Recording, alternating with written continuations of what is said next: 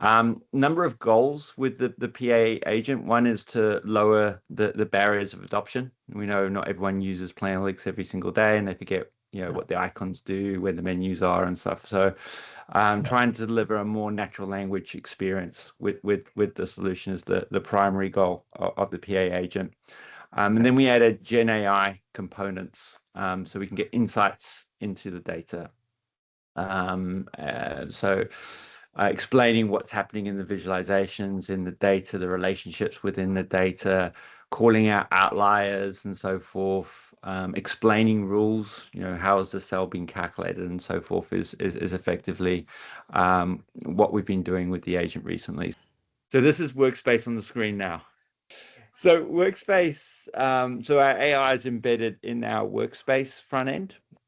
So what we've done as well is we've added what we call the PA agent. It sits in the top right hand corner. So they can just launch it by clicking up there. It's context aware of where you are within the application. So here I'm on the landing page. So from here I can open an asset. So it could be one of these applications which I can just click on, which is fine. I wouldn't have to go and open it from the assistant. But users can create their own versions of these reports and dashboards and budget templates, or they can create their own ones. So one of the key capabilities of Workspace is self-service. So the ability to create their own reports or augment existing ones. So we have a folder structure where they can store all those reports and stuff. So here they could use this open asset, and they could just give the name and it will go and find it for them rather than them trying to search it. All our, assets, so our dashboards, reports, and budget templates are what we call books. So we're hoping they will tell a story, but what user needs to do is type in open book and then give it a name that they want to open, so they can come in and go corporate. Let's do corporate plan, and that will go scan all my reports, dashboards, budget templates. If I only have one that's called corporate plan, it will automatically open it. If there's a number with that shape, corporate plan version 1, 2, 3, 4, it will open up a list and you can select that.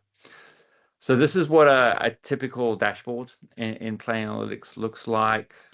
And again, so what I can do is launch the agent in the top right-hand corner, and I can start working with this dashboard by just asking it to do different things. So for example, as I mentioned before, it's context aware. So I can click on which widget I want to work with. So I want to work with this table on the left. What I want to do is slice and dice. So I want to swap the rows and columns around. So there is an icon that allows you to do that, or you can use the mouse, but as a novice user, I forget that. So I can just come in here and type in the keyword swap or flip, and that will go and swap my rows and columns around. Or if I want to go back to the way I was before, I can just do an undo and it'll go back to the way it was as well. What I want to do now is turn this table from a table into a visualization. So previously the user would have to go up to the menu, select visualization, select the visualization type, configure it, come in here and type in switch, let's do pie chart. And this will go and convert that table into a pie chart. So they don't have to go and find the menus and so forth. They just ask it to go and do that. So it's going to generate a natural language explanation of what is going on in that visualization. So as I mentioned before, there is a natural bias when we interpret visualizations and data. Here we're given an unbiased view of what is going on. It's got a business overview, core trends and momentum, pattern analysis, business interpretation, and so forth. The user can copy this narrative, paste it back into the dashboard, or they could put it into a Word document, PowerPoint, or wherever they want to use it. And if I go into the key points, it goes into a bit more details of what it's finding in this report. So it's looking at cost structures, what evidence it's finding, what's the business relevance of what it's uncovering, and so forth. For me to identify quickly which months and which line items have outliers will take me a little while to work that out. So now we can just use AI and say, show me outliers. And this will scan that table and then highlight every cell where it's got a outlier. And then on the right, it'll explain why it detected it as an outlier. So on the right, it's going to explain how and why it flagged those cells as outliers. how many outliers detected in my data, what were the extreme values, what were the patterns, notable groupings, and a brief interpretation at the bottom here as well. And on the second tab, so the line I've got selected, it will give me a bit of a synopsis for that specific line itself. So the other thing we can do as well is, how do we build these reports and dashboards up? So what we're trying to do is bypass this whole going into the back end, and now they can just ask for the data in natural language. So if the prompt is explore my data, and then you specify which TM1 database you want to work with. So most clients will have just one, so they don't have to specify that, and then they just say with this specific query, show me revenue performance for 2025. So as soon as I hit enter, it's then going to go scan my cubes and then find that data within my TM1 database, and then build me a view that will best answer that question around revenue. And then, so here it's come back, with 2025, and it's put my revenue dimension on my rows here to show me my revenue information. And then at the bottom here, it's going to explain to me why it built this view in this particular way. What we're trying to do here is educate the user on how the data is being structured, so they can make informed decisions as well. But they can just go insert this view into the dashboard, and then here they can go and say just switch, and that will go and then convert that. So again, using AI to help them find that data quickly. We're also using AI to help with explainability. So if I quickly reset this dashboard.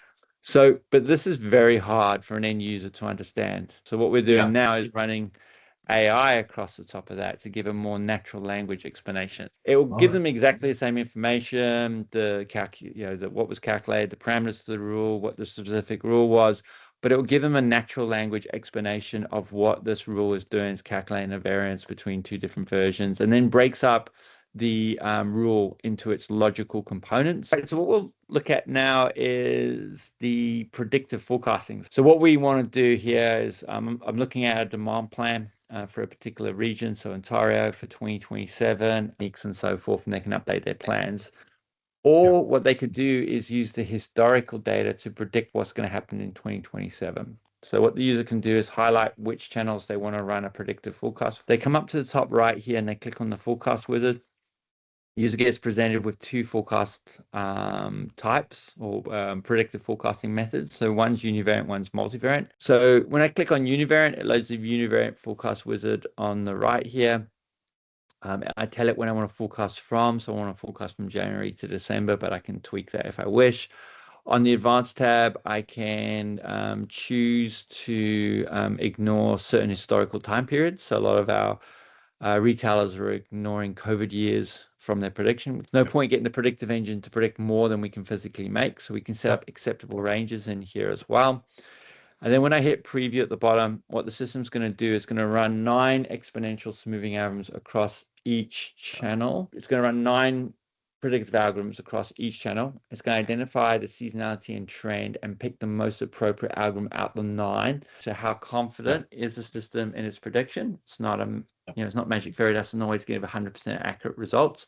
It's got a lot to do with the quality of the data and the granularity of the data as well. So that shaded area is there to indicate to the user, can they trust this information, or should they use their own business insights in forecasting these numbers? So what we've done recently is run Gen AI across that to give a more natural language explanation of what is the Holt Winters model doing, what does the accuracy mean, what does the MAPE mean, the maze, and all these different features, and giving a natural language explanation of how these numbers have been generated, rather than it just being a black box. So the last thing we've added is variance analysis from an AI perspective. So what the user can do is they can highlight the two versions they want to analyze. They right click and they click variance analysis, and then they go to the next screen. Now this is where it gets, so what it's asking for is me to tell it so I'm actually looking at revenue numbers, and I want it to explain the variances of my revenue numbers. And it's asking me to provide what drivers I want it to analyze. So I need to kind of know what's driving my revenue. And where those drivers sit. So I know that what I want to do is I want to analyze it based on unit price and volume. and I know that sits in my revenue dimension. Now, an end user needs to know that, and what they want to analyze it by. So I want to analyze based on unit price, and I want to analyze it based on volume. And then now I can go and generate the analysis. And so on the first screen here, it's going to show me the top three. I'm doing it based off region. So top three regions based on unit price variance, bottom three, and then also based on volume as well. And then it's going to give me an overview of the different variances that I'm seeing and why. And then on the second screen here, I can then start analyzing at an individual region level as well.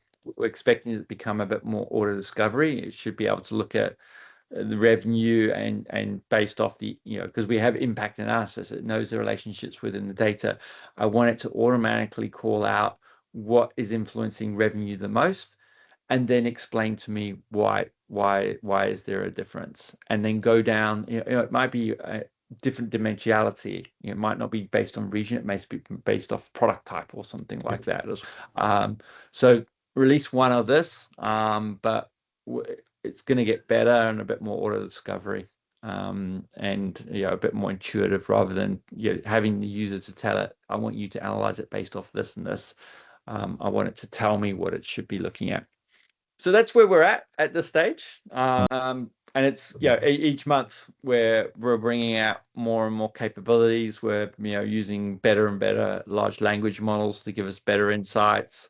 We're now focusing quite a bit on the development side of Planning Analytics, so using the AI to build cubes, build dimensions, build business rules, and so forth, and so speed up that development.